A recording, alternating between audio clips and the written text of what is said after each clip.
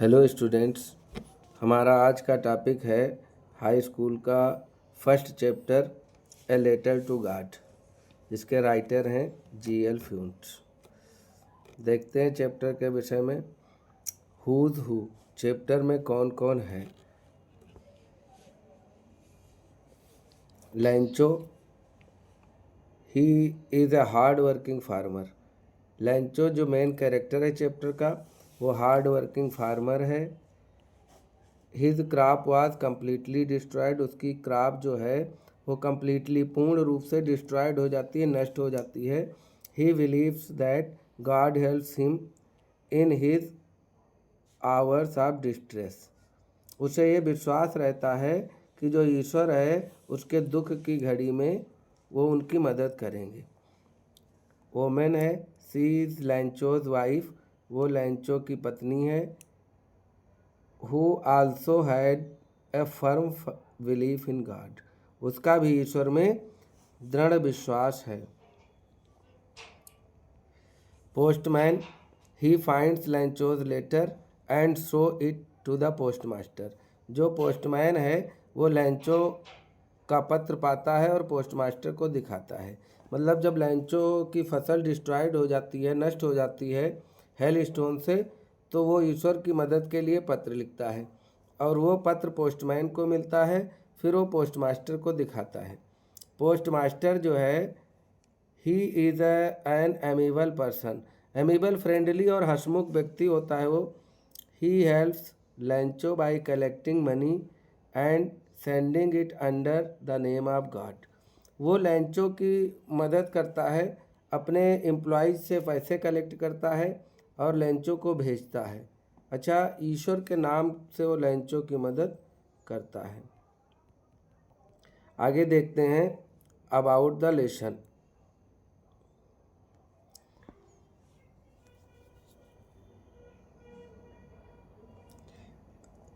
About the lesson है, the story tells us about a man unwavering faith in God. ये कहानी हमें एक ऐसे व्यक्ति के विषय में बताती है जिसका ईश्वर में अटूट विश्वास होता है। Lencho believes that God's eyes sees everything.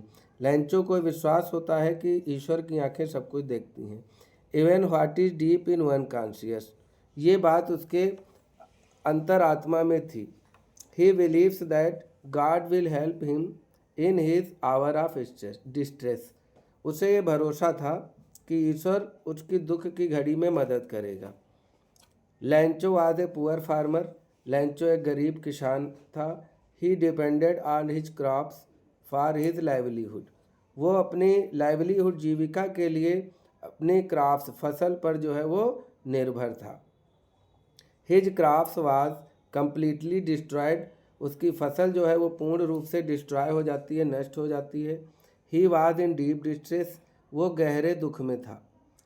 There was no one he could have approached for help. ऐसा कोई नहीं दिख रहा था उसे जो उसकी मदद करे।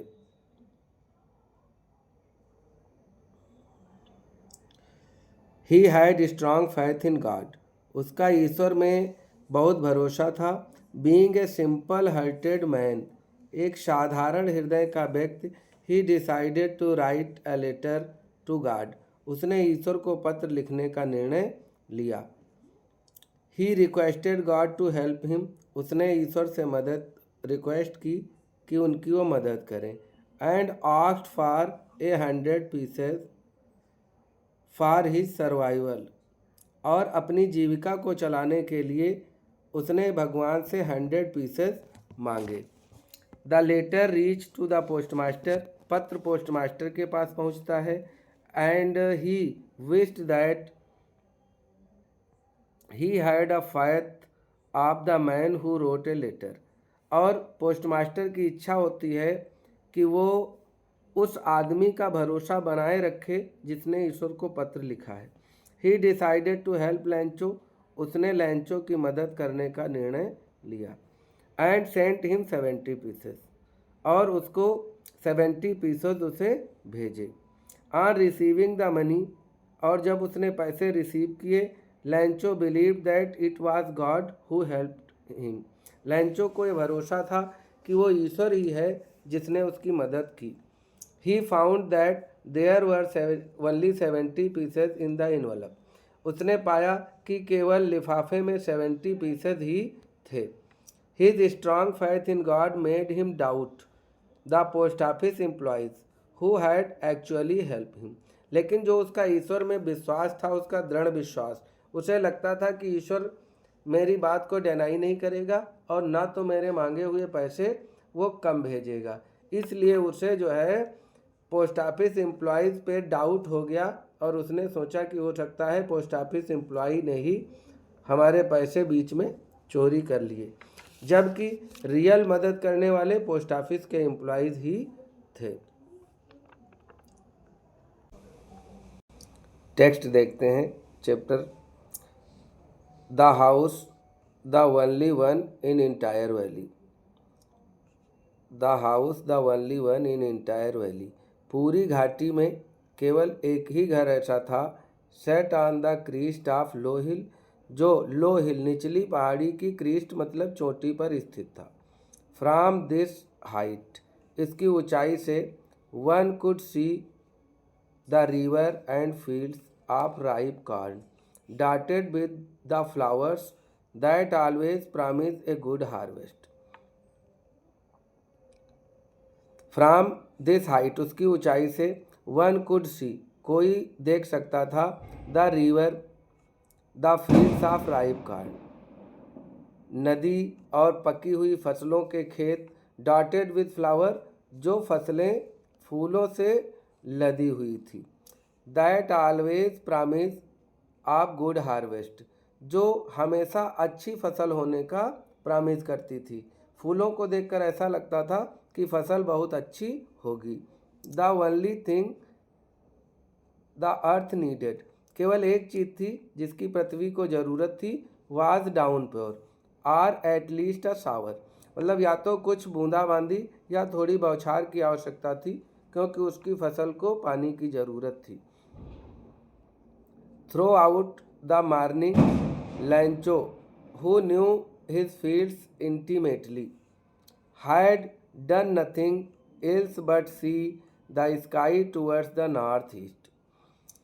थ्रो आउट द मॉर्निंग, पूरी सुबह तक, Lencho who knew his field intimately, intimately मतलब अच्छी तरह से, वो किसान अपने खेतों को बहुत अच्छी तरीके से जानता था।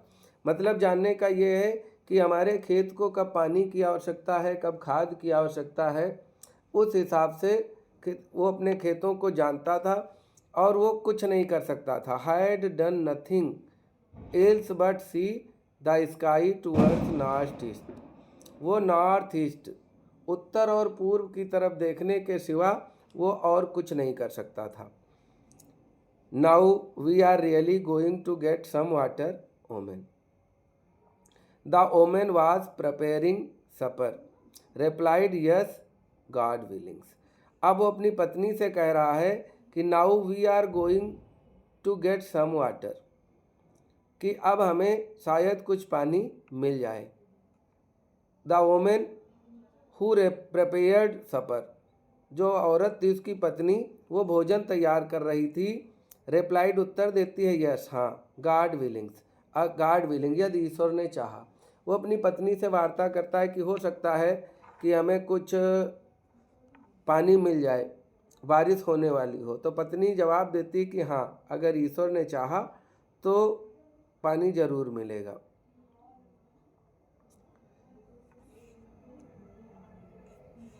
आगे सेकंड पैसेज देखते हैं। The older boys were working in the field, जो बड़े बच्चे थे वो खेत में काम कर रहे थे। While the smaller ones were playing near the house, वहीं जो छोटा बच्चा था वो वहीं घर के पास खेल रहा था। Until the women called them all, तब तक औरत ने सबको आवाज़ दी, कम फॉर डिनर, भोजन के लिए आओ। It was during the meal, भोजन करने के दौरान, that just as Lencho had predicted, predicted होता है भविष्यवाणी करना, जैसे लैंचो पहले भविष्यवाणी कर चुका था। लैंचो ने पहले कहा था कि शायद हमें कुछ पानी मिल जाए, तो जैसा कि लैंचो ने पहले भविष्यवाणी की थी, big drops of rain began to fall, बड़े बड़े बारिश के बूंद गिरने लगे। In the north east huge mountains of the cloud could be seen approaching. North east उत्तर और पूर्व से ह्यूज माउंटेन्स ऑफ क्लाउड्स बादलों के बड़े बड़े पहाड़ जैसे कुड बी सीन अप्रोचिंग आते हुए दिखाई पड़े। The air was fresh and sweet, हवा जो थी वो बिल्कुल ताज़ी और ठंडी प्रतीत हो रही थी। The man went out for no other reason that to have the pleasure of feeling the rain on his body. The man went out, आदमी कौन, लेंचो, वेंट आउट वो बाहर जाता है, फॉर नो अदर रीजन उसके बाहर जाने का कोई दूसरा कारण नहीं था, than to have pleasure of feeling the rain on his body, केवल उस बारिश का आनंद अपने शरीर पर महसूस करने के लिए वो बाहर जाता है। एंड व्हेन ही रिटर्न, जब वो वापस आता है, ही एक्सक्लेम्ड वो आश्चर्यचकित हो जाता है। These are not raindrops falling from the sky, they are new coins. अब वो इतना ज़्यादा उत्साहित हो जाता है, एक्सक्लेम्ड हो जाता है, आश्चर्यचकित हो जाता है कि उसकी फसल को पानी की ज़रूरत थी। तो कह रहा है these are not raindrops, ये बारिश की बूंदें नहीं हैं जो गिर रही हैं, दे आर न्यू कॉइन्स, ये नए सिक्के हैं। The big drops are 10 cents pieces and the little ones are 5। अब वो इतना ज़्यादा खुश हो गया तो कह रहा है कि उसकी फसल को पानी की ज़रूरत थी, बारिश होने से फसल बहुत अच्छी होगी। तो वो सोच रहा, कह रहा है कि ये बारिश नहीं हो रही है, ये पैसे गिर रहे हैं, कॉइन्स गिर रहे हैं। जो बड़े ड्रॉप्स हैं वो 10 cents हैं और जो छोटे हैं वो 5 cents हैं। थर्ड स्टेप पे थर्ड पैसेज को देखते हैं। With a satisfied expression he regarded the fields of ripe corn with its flower dropped in curtain of rain. With satisfied expression मतलब संतुष्टि के भाव उसके अंदर थे। He regard the field of ripe corn with its flower, जो उसकी फसल थी फूलों से लदी हुई, dropped in the curtain rain, उसमें कुछ बारिश हो जाएगी, थोड़ी बहुत बारिश होगी, जो फूल होंगे वो थोड़े बहुत ड्रॉप्स होंगे। But suddenly a strong wind began to blow, suddenly अचानक स्ट्रांग विंड बहुत तेज हवाएं चलने लगी। Along with the rain very large hill stones began to fall, और अलॉन्ग विद रेन बारिश के साथ बहुत बड़े बड़े ओले गिरने लगे। They truly did resemble new silver coins, they truly ये वास्तव में रिसेंबल मतलब टू लुक लाइक कैसे दिखते थे, न्यू सिल्वर कॉइन्स नए चांदी के सिक्के जैसे वो दिखते थे। अब एक ऑब्जेक्टिव क्वेश्चन आता है कि उसने जो वर्षा की बूंदे जो हेलस्टोन्स थे उनको किससे कंपेयर किया था।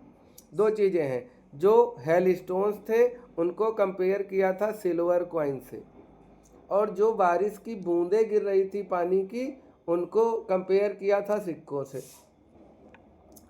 The boys exposing themselves to rain ran out to collect the frozen pearls, और जो बच्चे थे वो दौड़ दौड़ के वो फ्रोजन पेयरल्स बर्फीले मोती जो ओले गिर रहे थे वो बच्चे दौड़ दौड़ के उनको कलेक्ट कर रहे थे। फोर्थ पैराग्राफ देखते हैं।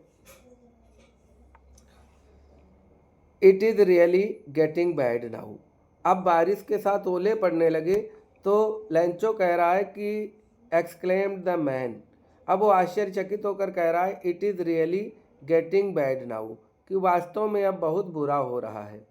I hope it pass quickly, मुझे आशा है कि ये बहुत शीघ्र गुजर जाएंगे।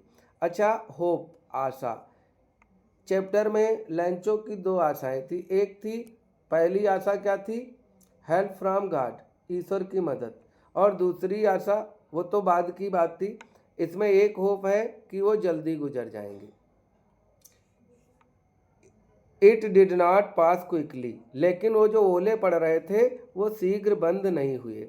For an hour the hail rain on the house, the garden, the hillside, the cornfield on the whole valley for an hour. 1 घंटे तक जो ओले पड़ रहे थे वो घर पर, गार्डन में, हिल साइड, कॉर्नफील्ड जो उसकी कॉर्नफील्ड लगी हुई थी फसल, ऑन द होल वैली पूरी घाटी पर 1 घंटे तक ओले गिरते रहे।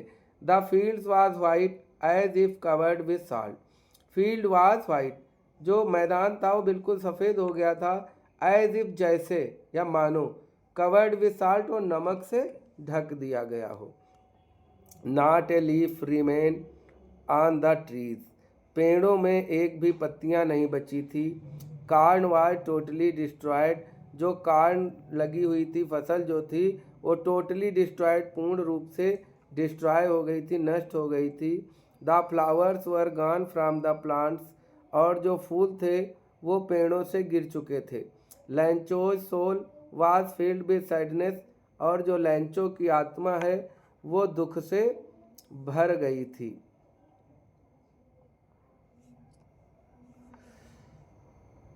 हाँ, Lencho's soul was filled with sadness, Lencho की आत्मा जो थी वो दुख से भर गई थी। When the storm had passed, जब तूफान गुजर गया। He stood in the middle of field, वो अपने खेत के बीच में मध्य में खड़ा हुआ। And said to his sons, और अपने लड़कों से वो कह रहा है, a plague of locusts would have left more than this, वो कह रहा है कि ये टिड्डियों के दल जो हैं वो इससे ज़्यादा छोड़ देते हैं जितना कि फसल हमारी बची हुई है। A plague of locusts would have left more than this, the hail had left nothing. अब लैंचो कह रहा है कि ओलों ने तो कुछ भी नहीं छोड़ा, इससे ज़्यादा तो टिड्डियों के दल फसल को छोड़ देते हैं। जैसे वो टिड्डियों का दल पूरा एक साथ उड़ करके लाखों की संख्या में खेत पे बैठते हैं और पूरी फसल खा लेते हैं, थोड़ा बहुत बचता है। लेकिन लैंचो कह रहा है कि जो ओले हैं इन्होंने तो कुछ नहीं छोड़ा। This year we will have no corn, इस वर्ष हमारे पास कोई फसल नहीं होगी। That night was a sorrowful one, ये आज की रात जो है वो सबसे दुख भरी रात होगी। All our works for nothing, हमारा सारा काम जो है वो व्यर्थ हो गया, सारा परिश्रम व्यर्थ हो गया। There's no one who can help us, अब कोई नहीं है जो हमारी मदद कर सकता है। We will all go hungry this year, हम सभी इस वर्ष भूखे रहेंगे या भूखे मरेंगे। आगे नेक्स्ट देखते हैं 5th paragraph.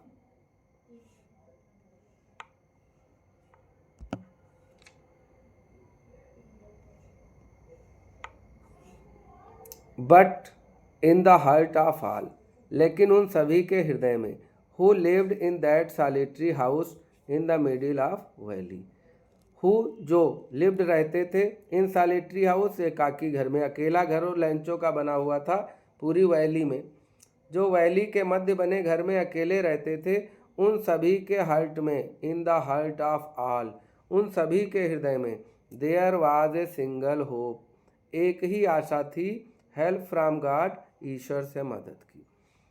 Do not be so upset even though this seem like a total loss, अब उनके मन के प्रॉम्प्टम्स आते हैं, विचार आते हैं कि यद्यपि सारा नुकसान हो गया है लेकिन ज़्यादा अपसेट होने की ज़रूरत नहीं है। रिमेंबर, याद रखो, no one dies of hunger, वो कह रहा है कि कोई भूख से नहीं मरता। That is what they say, no one dies of hunger, इसलिए वह सब लोग कह रहे हैं कि कोई भूख से नहीं मरता है, अर्थात हम लोग भी भूख से नहीं मरेंगे, ईश्वर कुछ न कुछ हमारे लिए अच्छा करेगा। ऑल थ्रू द नाइट, पूरी रात, लैंचो thought only his one hope, लैंचो केवल अपनी एक ही आशा के विषय में सोचता रहा। आशा उसकी क्या थी? द हेल्प ऑफ गॉड, ईश्वर की मदद। हुज आइज, जिसकी आंखें, as he had been instructed sees everything, जैसा उसे बताया जा चुका था या वो जानता था कि ईश्वर की आंखें जो हैं एवरीथिंग, सारी चीज़ें देखती हैं। Even what is deep in one's conscience सबकी आत्मा में, सबके मन में एक यही विचार था कि कोई भूख से नहीं मरता। लैंचो was an ox of man working like an animal in the field. Ox of man मतलब इतना परिश्रमी व्यक्ति जो खेत में पशुओं की तरह मेहनत करके काम करे। लैंचो बहुत परिश्रमी व्यक्ति था, but still he knew how to write, लेकिन फिर भी वो जानता था कि कैसे लिखा जाता है। The following Sunday a daybreak, अगले संडे को प्रातः काल, he began to write a letter which he himself would carry to town to place in mail। अगले दिन प्रातः काल वो पत्र लिखा उसने और उसे वो स्वयं ले जा करके मेल बॉक्स में डालेगा।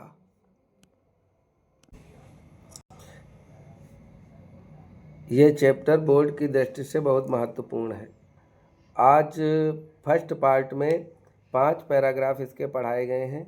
नेक्स्ट का जो शेष चैप्टर है वो नेक्स्ट वीडियो में पढ़ाया जाएगा। आप लोग इसके आगे का चैप्टर पढ़ने के लिए हमारे चैनल को सब्सक्राइब करें, लाइक करें, कमेंट और शेयर करें।